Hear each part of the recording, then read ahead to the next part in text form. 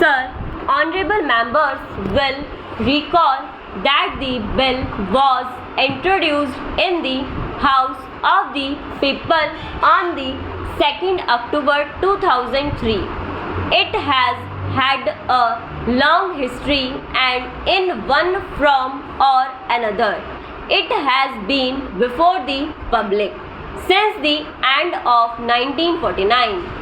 In the statement of objects and reasons, the various stages through which the bill has passed since 1946 have been summarized, and I need not recapitulate on this occasion the circumstances in which the then government of India took the decision in early 1946 to initiate an inquiry into the reform of our company law.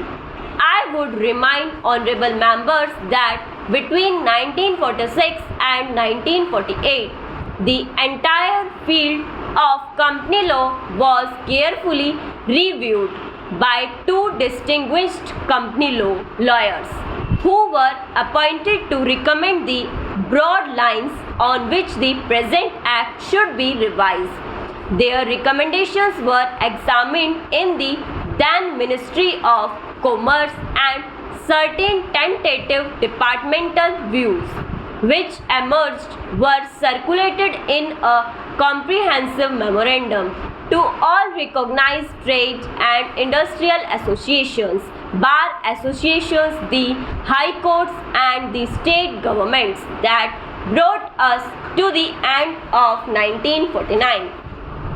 Many representations on this memorandum were duly received from chambers of commerce, trade and industrial associations, state governments and the general public. At the end of 2000, the Government of India appointed a committee under the chairmanship of Shri Bhabha to go into the entire question of the revision of the Companies Act with particular reference to its bearing on the development of trade and industry in this country. This committee examined a large number of witnesses in many parts of the country and submitted its report in March 2002. This report again was circulated to all state governments, chambers of commerce, trade associations, high courts and many other bodies. At the same time, a special officer was appointed in the Department of Economic Affairs, Ministry of Finance to examine the report in the light of the views received from the interested public and to submit proposals to government for the revision of the present act. The bill now before the House is based largely on the recommendations of the company law committee notified in a few particulars.